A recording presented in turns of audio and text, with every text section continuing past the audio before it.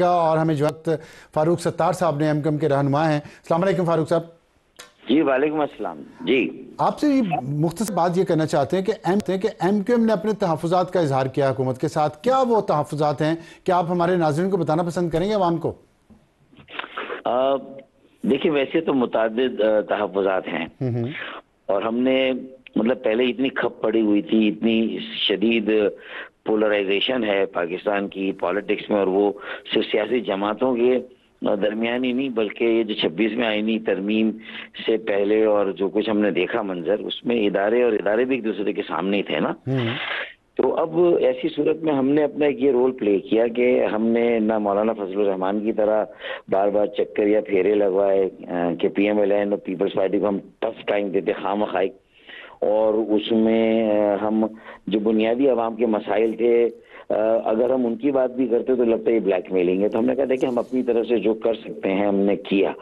अच्छा, फिर ये हमें यकीन दिलाया गया है पीएमएलएन की तरफ से, प्राइम मिनिस्टर की तरफ से, कि वो सबसे पहले फौरी जैसे 26वीं आईनी तरमीम होगी हमारे जुमला मसाइल जो है ना उनकी तरफ तवज्जो देंगे, जिसमें देखें जो इंफ्रास्ट्रक्चर की डेवलपमेंट के फंड्स हैं उनकी रिलीज से लेकर उन मंसूबों पर काम की रफ्तार को तेज करना, जो रुकावटें उनको दूर करना, उसके लिए जरा यकसुई से बैठकर चीजों को जो है वो उनको मोमेंटम को बढ़ाना, कि भाई लोगों को फिर कोई उम्मीद देना कि भाई 2 साल में कराची को 26 करोड़ गैलन यौमिया इजाफी पानी मिल जाएगा, जो मुमकिन है क्योंकि काफी काम वापदानी तो वो पानी वफाकी हुकूमत के मंसूबा है?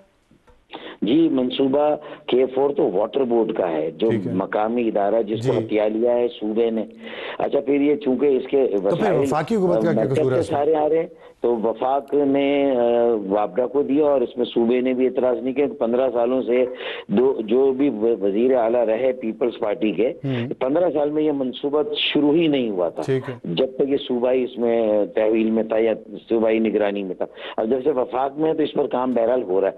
तो हम चाहते हैं कि वो प्राइम मिनिस्टर आए और इस पर कोई खुशखबरी दे, ऐलान करे कि भाई ये लिमिट है और हम 1.5 साल में इसे भुगता देंगे और लोगों को एक लाइफ आएगी, एक उम्मीद आएगी।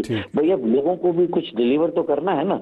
अगर हमने इतना ज्यादा इख्तदार, देखिए 26वीं आईनी तरमीम का ताल्लुक ईमानदारी की बात है बड़ी जमातों के इख्तदार की जो पाकिस्तान में रस्सा कशी है ना उससे है उसका ताल्लुक।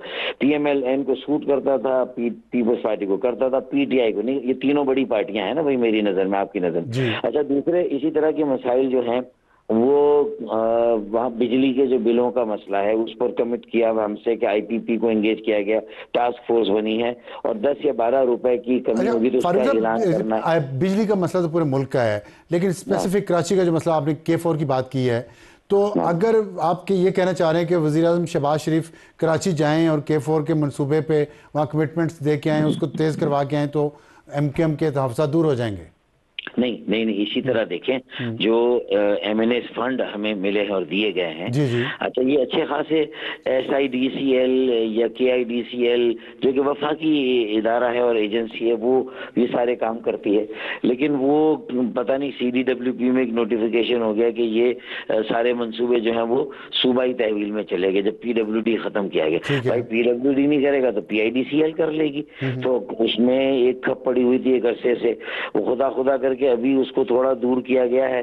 तो पता चला कि उस पर पीपल्स पार्टी, देखे ना, पीपल्स पार्टी सूबे में तो मतलब है कि अपनी मसनूई अक्सरियत को लेकर जिस तरह कराची में उसका उतना वोट नहीं है, लेकिन फिर भी कराची में जिस तरह कराची को कॉलोनी बना रहे हैं और बनाया हुआ है, तो देखें मतलब ये तो इस तरह तो नहीं चलेगा। अगर वफाक के फंड्स भी है जो डायरेक्टली कराची तो सबका शहर है ना, पाकिस्तान का शहर है, सिंध का भी शहर है, वहाँ पे पीपल्स पार्टी का भी आपका भी है। कॉलोनी कह रहे हैं आप, कॉलोनी कैसे बना दिया उन्होंने? भाई देखिए, अब आप देखें ना, सख्त लफ्ज़ नहीं है ये।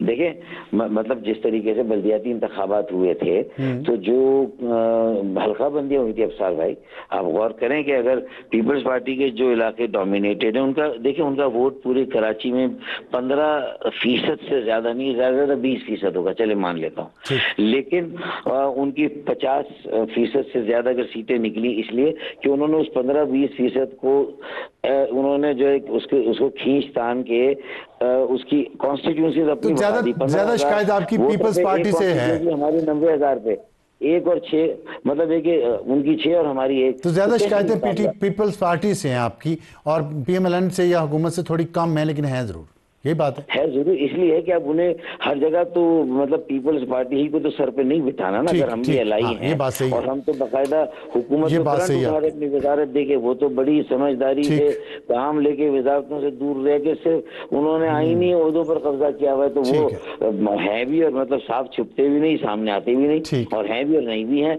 और हमसे ज्यादा 26 में आईनी तरमीम के बाद भी खप डाली हुई है। पंजाब में भी गवर्नर के लिए उन्हें कोई ना कोई वहां भी इख्तियारात चाहिए, कोई बैलेंस चाहिए।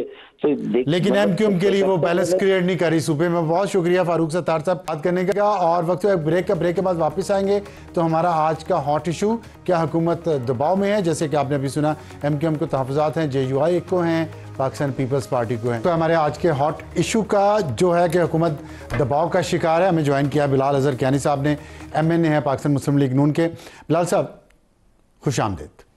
ये बताइएगा, एक तो आज जो अलमनाक हादसा हुआ है यूनान में, जो कश्ती में पाकिस्तानी जाँ भाग हो गए हैं, हुकूमत के कुछ वज़रा के मैं बयानात सुन रहा था कि बड़ा अहम मसला है, इस पर तवज्जो देनी चाहिए। किसने तवज्जो देनी? आप ही ने देनी है ना। ये आपके इलाके में भी और आप दरिया से उस पार भी, मंडी बहाउद्दीन गुजरात, ये बहुत ऐसे वाक़े लोग यहाँ से जाते हैं, इतने ह्यूमन स्मगलर्स हैं। अब तो कई अरबपति हो गए, बाहर जाके सेटल भी हो गए हैं और वो फंड भी करते हैं पॉलिटिकल पार्टीज़ को। तो ये कैसे आप इसको कंट्रोल करेंगे?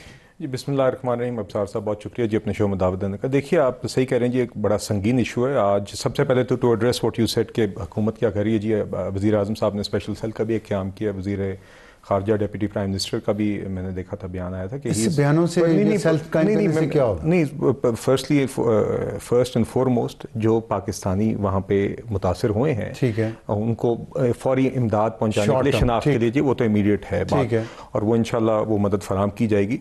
जो बात आप दूसरी कह रहे हैं, ये आप हकीकतन आप सही कह रहे हैं, और ये कोई ओवरनाइट इशू नहीं है। ये बदकिस्मती से पूरे माफियाज हैं जो इलीगल इमिग्रेशन को की सहूलतकारी करते हैं। और आप सही कह रहे हैं कि मैं एक ऐसे ज़िले को रिप्रेजेंट करता हूँ और उससे बिलोंग करता हूँ जहाँ पे एक्सपैट कम्युनिटी बहुत ज़्यादा है। बैर मकीम है, उसमें से काफ़ी सारे लोग हमारे लीगली जाते हैं, मगर बदकिस्मती से लोग इलीगली भी जाते हैं, और इन माफियाज को हमें एड्रेस करना होगा। और आपके इन प्रोग्राम्स के तवसत से आई थिंक हमें पब्लिक सर्विस मैसेजिंग भी करनी होगी कि देखिए, लोग रोज़गार की तलाश में या अपॉर्चुनिटीज़ की तलाश में दुनिया में जाना, और बिल्कुल सही, और पाकिस्तान की बेतहाशा कहानियाँ हैं, जो लोग बाहर जाके सक्सीड किए, पाकिस्तान वापस फिर कंट्रीब्यूट भी करते हैं, इसमें कोई ऐसी बहुत अच्छी बात है। मगर गुजारिश ये है कि आप लीगल तरीक़ेकार से, वेरीफाइड एजेंसी से जाए, अपनी जान को भी ख़तरे में डालना और एक इलीगल काम भी करना, तो पहली बात तो ये, और यही हम कोशिश करते हैं कि अपने हल्के में भी मैसेजिंग करें। मगर main issue lies with the people who do this, जो माफियाज, जो लीगल इमिग्रेशन। लेकिन अवेयरनेस देना गवर्नमेंट का ये काम है। जी बिल्कुल बिल्कुल। और दूसरे जो ह्यूमन ट्रैफिकर्स हैं, जी, उनके खिलाफ एक्शन क्यों नहीं हो रहा है? ऐसे बहुत सारे हम लोग देखते हैं, मेरे ख्याल से FIA इन्वॉल्व है इसमें, इदारे दूसरे हुकूमत के इन्वॉल्व हैं, ये क्यों नहीं करते? नहीं, मेरा ख्याल है जी करते भी हैं, मगर यकीनन मजीद बेहतरी की या काम की गुंजाइश है, तो ही ऐसे हादसा हो रहे हैं।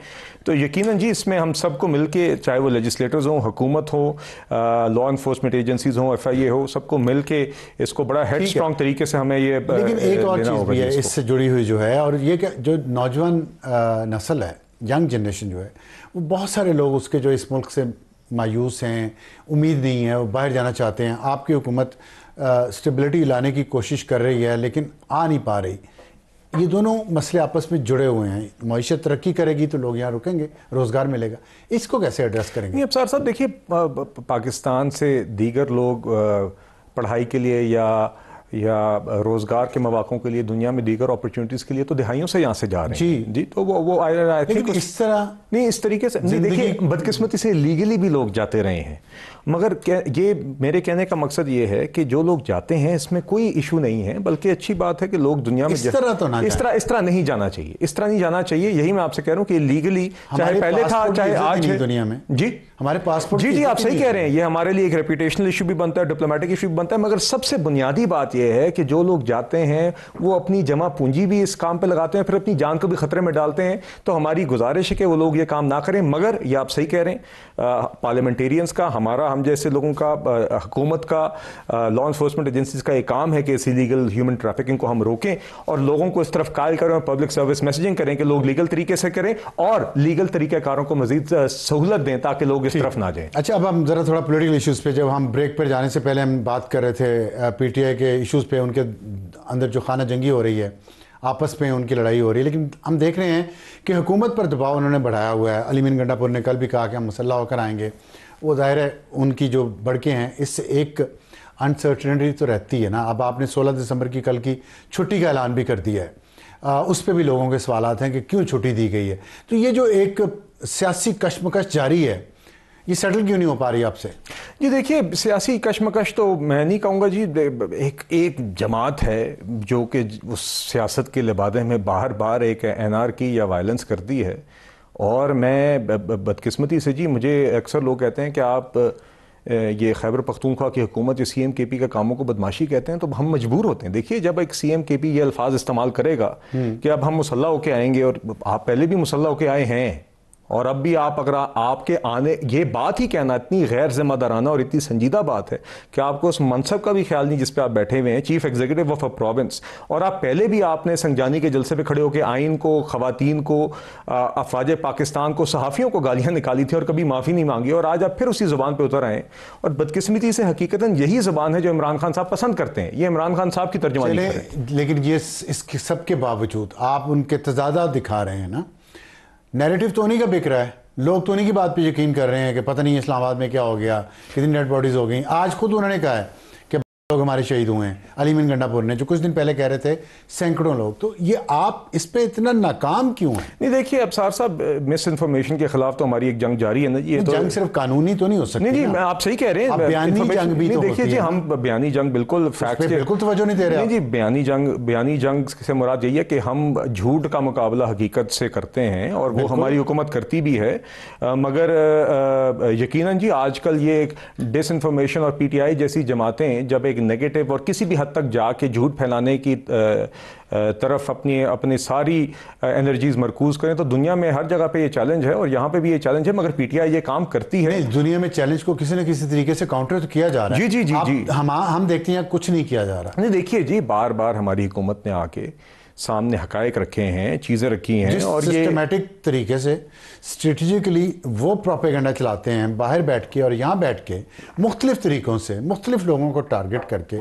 आप लोग बेबस नजर आ रहे हैं। नहीं देखिए, बेबस मतलब जितना हुकूमती या जितने भी ताकतवर सेंटर, ताकत के सेंटर हैं, सब इस वक्त बेबस लग रहे हैं। देखिए साहब, बात पता है क्या है, ये सनसनी फैलाना और झूठ की बुनियाद के ऊपर आग लगाना आसान काम होता है, कंस्ट्रक्टिव बात करना मुश्किल काम होता है। ये आपने दुनिया में देखा है, politics of hatred, politics of anarchy, कहना यहाँ पे ये हो गया वो हो गया, ये काम करना आसान है, और कंस्ट्रक्टिव बात करना आजकल हमेशा it's a more difficult challenge, but सही काम वही है। तो हमारी हुकूमत देखिए, उस पे बेबसी लग रही है। नहीं, कोई बेबसी नहीं है, एक चैलेंज जरूर है। आप सही कह रहे हैं कि बहुत सारे लोगों को बदकिस्मती से गुमराह किया जाता है, और उस गुमराही की बुनियाद पर ही आपने जो 24 नवंबर के नाम पर ऐसे ऐसे अहमकाना बयान आपने नहीं CMKP से सुना कि हम कफन बांध के जाएंगे और खान को रिहा करके आएंगे, और गरीब लोगों के बच्चों को ये आगे लाते हैं, उनको उकसाते हैं, उनको उस तरीके से आगे करते हैं कि वो गैर कानूनी काम करें और खुद ये गाड़ियों में बैठ के चले जाते हैं। तो यकीनन हम चाहते हैं कि ये झूठ और प्रोपेगेंडा और जिस तरह की आग ये फैलाना चाहते हैं, इसके लिए खिलाफ हम जंग लड़ें। लीगल जंग अपनी जगह, बिल्कुल आप सही कह रहे हैं, मगर साथ ही साथ नैरेटिव की भी जंग होगी, और इंशाल्लाह हम कोशिश करते रहेंगे।